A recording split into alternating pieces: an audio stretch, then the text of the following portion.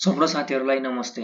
आज हामी लोकसेवाको भ्याकेन्सीको बारेमा सूचना गरिरहेका छौं र यसको बारेमा जानकारी लिने छौं। लोकसेवा आयोगको सूचना केन्द्रीय कार्यालय कमलपोखरीबाट हामी एकचोटी यसलाई सरसर्ती पढ्ने छौं र यसको बारेमा जानकारी लिने छौं। राजपत्र अंकित द्वितीय श्रेणी प्राविधिक पदहरूको ज्येष्ठता र कार्य सम्पादनको मूल्याङ्कनद्वारा हुने बढुवाको सूचना। हाम्रो सूचना प्रकाशन मिति 2081 12 महिना 27 गते यसको प्रकाशन गरिएको कहिले रहेछ भने 12 महिना 27 गते प्रकाशन भइसकेको हो। सूचना नम्बर 1154 8182 खास यसको जरुरी छैन, हाम्रो सूचना नम्बर राख्नु होला, माथि पनि हेर्नु होला। र यसको खास मिति चाहिँ प्रकाशन मिति भनेको 2081 12 महिना 27 गतेका दिनमा यो प्रकाशन भइसकेको रहेछ। यसको छोटो के छ यसको हामी बारेमा पहिला सरसर्ती पढौं। ज्येष्ठता र कार्य सम्पादनको मूल्याङ्कनद्वारा हुने बढुवाबाट पूर्ति गर्नुपर्ने राजपत्र अंकित द्वितीय श्रेणी प्राविधिक तर्फका निम्नलिखित सेवा समूह र उपसमूहका पदहरूका लागि निजामती सेवा ऐन 2049 चौथो संशोधनको दफा 24 क 1 क तथा कर्मचारी सञ्चय कोष ऐन 2075 को दफा 14 को उपदफा 4 बमोजिम सम्भाव्य उम्मेदवारहरूको लोकसेवा आयोगबाट निर्धारित दरखास्त फारमहरू उल्लेखित विवरणहरूलाई 2082 1 महिना 30 सम्म सम्बन्धित बढुवा समितिको सचिवालय दरखास्त दिनुपर्ने र सूचना गरिन्छ भनेर यहाँ लेखिएको रहेछ। के भनेको छ त 2082 1 महिना 30 गतेसम्म यसको भ्याकेन्सी खुलेको करिब 1 महिना दिएको रहेछ। 2081 12 महिना 27 गतेदेखि 2082 1 महिना 30 गतेसम्म हाम्रो डबल दुस्तुर लगायतको सम्पूर्ण म्याद हो। यो दरखास्त दिनु हुन सूचना गरिएको छ भनेर लेखिएको छ। म्याद नागी प्राप्त हुन आएका दरखास्त उप कुनै कारबाही गरिने छैन। दरखास्त फारम लोकसेवा आयोगको वेबसाइट www.psc.gov.np बाट डाउनलोड गर्न सकिनेछ भनेको छ। यसै अनुरूप तपाईहरुले फर्म भर्नु होला। यो प्राविधिक 5औं तहको संघले खुलेको भ्याकेन्सी हो। यसपछि हामी यसलाई यतिकै हेर्नु होला कति लाग्ने छ। यसको दस्तुर 500 रुपैयाँ लाग्ने भनेको छ। अनि दरखास्त फारमको सम्पूर्ण महलहरुमा उल्लेख भए बमोजिम विवरणहरू स्पष्ट खुलाउनु पर्ने छ भनेको छ। यसमा भएको विवरणहरूलाई स्पष्ट रूपमा खुलाउनु पर्ने छ भनेको छ। तपाईले डकुमेन्ट भर्दाखेरिमा भएका तपाईको डकुमेन्ट स्पष्टसँग कुनै पनि झुटा नभएको हुनुपर्ने छ भनेको हो। यसलाई हामी तल हेरौं कुन ठाउँबाट कुन पदमा खुलेको छ भन्ने विषयमा हामीले हेरौं। सम्बन्धित बढुवा समितिको सचिवालय यसै सूचना मार्फत साक्षर मानी बढुवा र दरखास्त फारम संकलन गरी बढुवा सम्बन्धित कारबाही अघि बढाउन अनुरोध गरिन्छ भनेको छ। लोकसेवा कार्यालयको आयोग लोकसेवा आयोग धनकुटा कार्यालयबाट हाम्रो कुन पदमा खोलेको छ त प्राविधिक पदहरुमा भनेपछि नि सेवा समूह नायब मौसम विज्ञान सहायक इन्जिनियरिङ भेटेरिनरी मेटेरियोलोजीमा सहायक इन्जिनियरिङ मेटेरियोलोजीमा यसको विज्ञापनमा चाहिँ पद संख्या 1 जना रहेको छ र यसमा सुनसरी जिल्ला स्थित विभिन्न कार्यालयहरुमा रापन भने हाम्रो माथि लेखेको छ। राजपत्र अंकित भनेको हो यो 5औं श्रेणी वा श्रेणी विहीन पदमा कार्यरत कर्मचारीहरू। बढुवा समितिको सचिवालय जिल्ला प्रशासन कार्यालय सुनसरी। बढुवा निर्णय उपर उजुरी सुन्ने निकाय र पदाधिकारीहरूको भनेको छ सम्बन्धित प्रदेश र प्रमुखहरू। सम्बन्धित प्रदेश प्रमुखमा यसमा हाम्रो एउटा हाम्रो मेरिटियोलोजी 1 मा 1 जना खोलेको छ। अमिनी 1 जना खोलेको छ। तेह्रथुमका लागि रहेछ। माथिको सुनसरीका र तेह्रथुमबाट आएको छ। प्रदेश नम्बर धनकुटा कार्यालयबाट।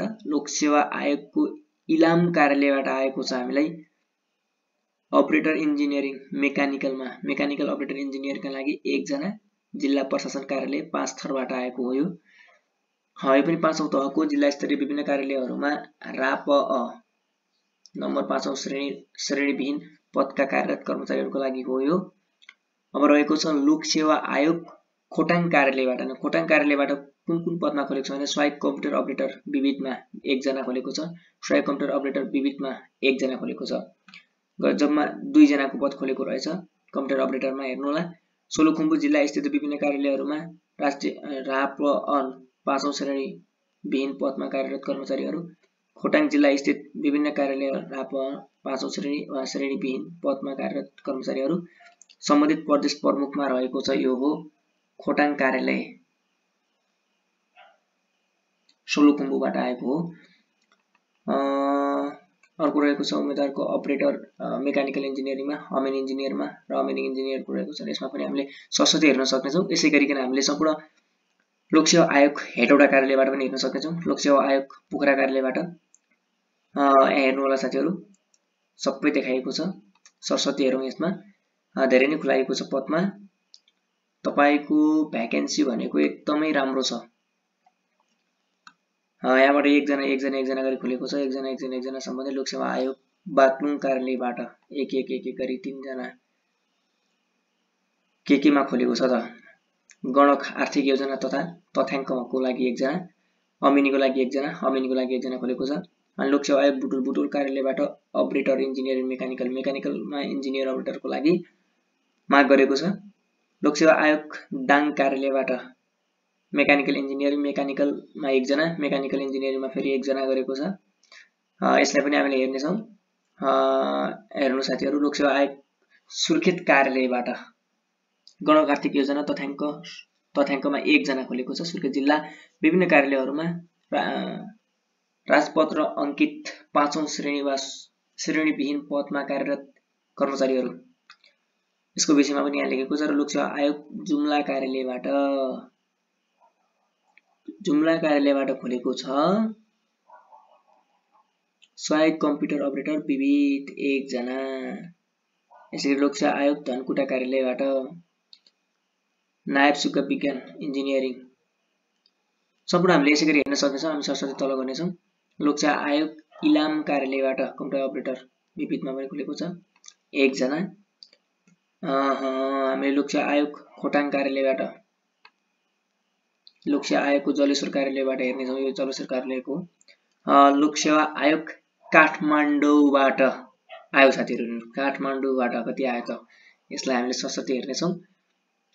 मजाले हेर्न सक्नुहुन्छ तपाईहरुले हैन।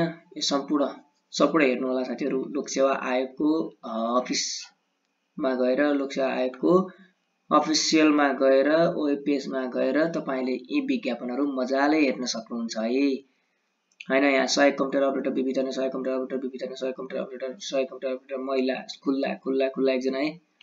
अनि लोकसेवा आयोग हेटौडा कार्यालयबाट चाहिँ हाम्रो के खुलेको छ हेर्न सक्नेछौँ हामीले। सरस्वती हैन अपरेटर, अनि सिनियर गेस्ट हाउस हैन, सिनियर सहायक कम्प्युटर अपरेटर विविधमा छ। दलित 1 जना, दलित अक्षर रहेको छ। संरक्षित कोठा रहेछ 1 जना।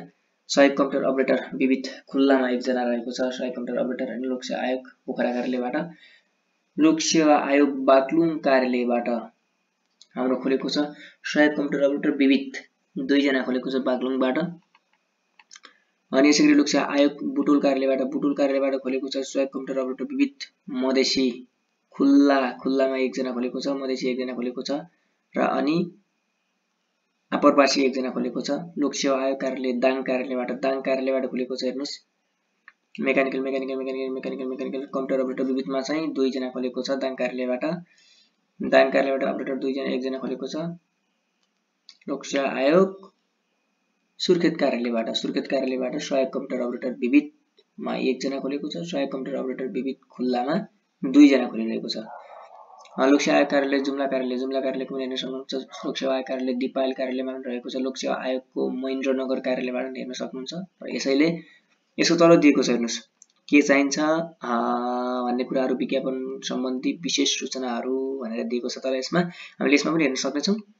सरस्वती हेर्नेछौँ हामीले के कति विज्ञापनहरू खुलेका छन् भन्ने कुराहरूलाई, सबै विवरणहरू र यसको बारेमा सबै ढाँचाहरू यहाँ दिएको हुन्छ। हामीले यसैलाई नै हेर्नुपर्ने हुन्छ। यदि फर्म भर्नुपर्ने छ भने साथीहरू कन्ट्याक्ट गर्नु होला हजुरहरूको लोकसेवा आयोग कार्यालयको फर्म। हामी अरु भन्दा कम चार्ज, सहज रूपमा तपाईले आइडी र पासपोर्ट उपलब्ध गराउनेछौँ र तपाईको मोबाइलमा नै ओपन गरेर हेर्न सक्नुहुनेछ। यो सूचना पनि तपाईलाई यही मार्फत दिन चाहे। हस्त साथीहरू, धन्यवाद। तपाईहरु पनि यसै गरिकन गएर त्यसको वेबसाइट खोलेर हेर्नु होला। यसमा भएको विज्ञापनहरू देख्न सक्नुहुनेछ।